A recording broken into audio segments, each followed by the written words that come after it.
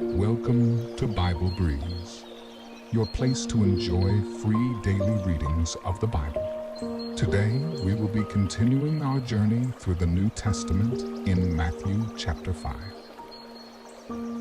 Whether you are getting ready for your day or getting ready to fall asleep, we encourage you to pause the video and take a few minutes to quiet your heart, asking that God would speak to you and transform you through His Word.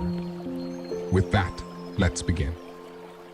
Matthew chapter 5. Now when Jesus saw the crowds, He went up on a mountainside and sat down. His disciples came to Him, and He began to teach them. He said, "Blessed are the poor in spirit, for theirs is the kingdom of heaven. Blessed are those who mourn, for they will be comforted. Blessed are the meek, for they will inherit the earth. Blessed are those who hunger and thirst, for they will be filled. Blessed are the merciful, for they will be shown mercy. Blessed are the pure in heart, for they will see God. Blessed are the peacemakers, for they will be called children of God. Blessed are those who are persecuted because of righteousness, for theirs is the kingdom of heaven. Blessed are you when people insult you, persecute you, and falsely say all kinds of evil against you because of me.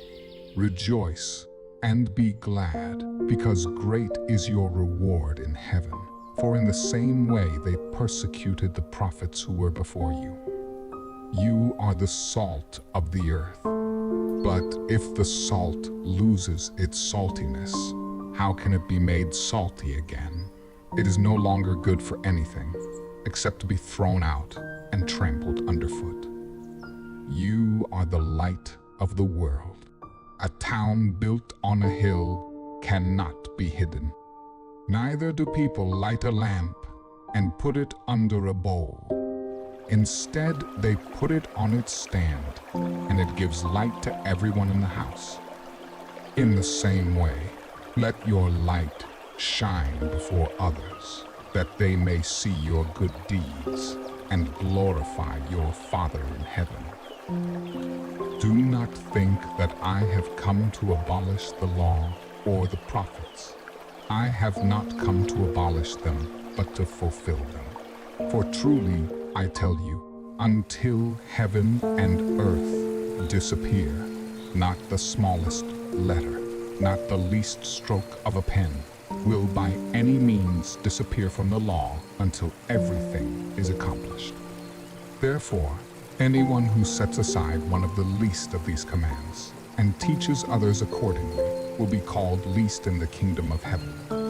But whoever practices and teaches these commands will be called great in the kingdom of heaven. For I tell you that unless your righteousness surpasses that of the Pharisees and the teachers of the law, you will certainly not enter the kingdom of heaven. You have heard that it was said to the people long ago, "You shall not murder, and anyone who murders will be subject to judgment." But I tell you that anyone who is angry with a brother or sister will be subject to judgment. Again, anyone who says to a brother or sister, "Raca," is answerable to the court. And anyone who says, "You fool," will be in danger of the fire of hell.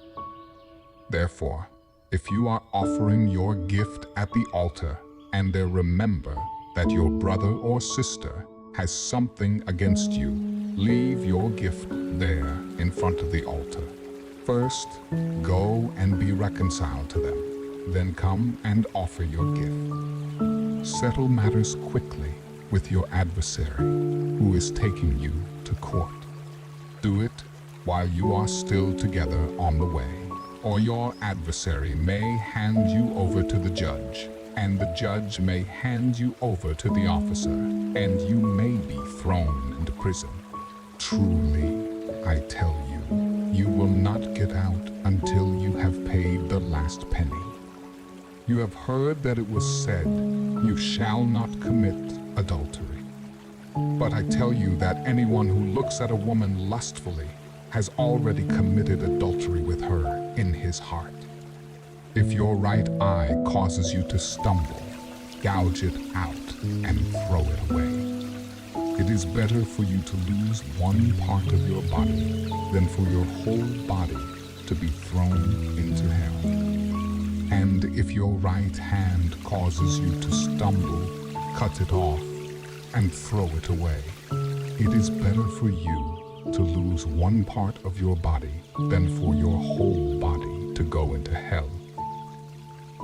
It has been said, anyone who divorces his wife must give her a certificate of divorce. But I tell you that anyone who divorces his wife except for sexual immorality makes her the victim of adultery, and anyone who marries a divorced woman commits adultery. Again, you have heard that it was said to the people long ago, "Do not break your oath, but fulfill to the Lord the vows you have made." But I tell you, do not swear an oath at all, either by heaven, for it is God's throne, or by the earth, for it is his footstool, or by Jerusalem, for it is the city of the great King. And do not swear by your head, for you cannot make even one hair white or black.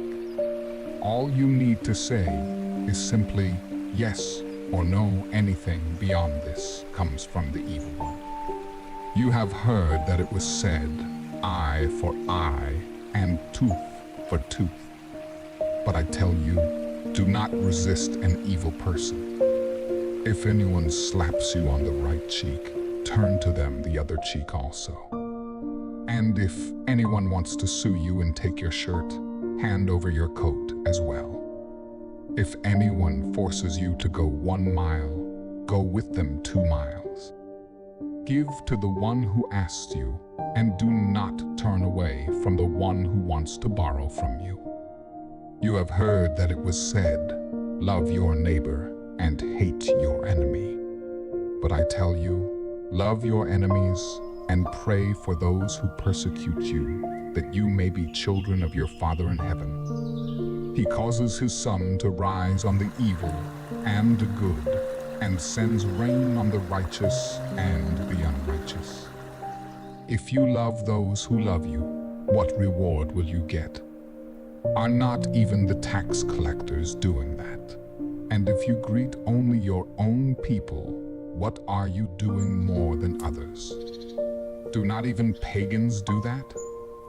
Be perfect, therefore, as your heavenly Father is perfect.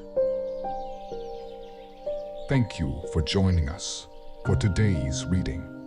If you learned something from this reading, consider sharing what you learned with others in the comment section of this video. Join us here tomorrow for the next reading in the New Testament, and subscribe to ensure you don't miss any daily readings. Goodbye, and God bless you.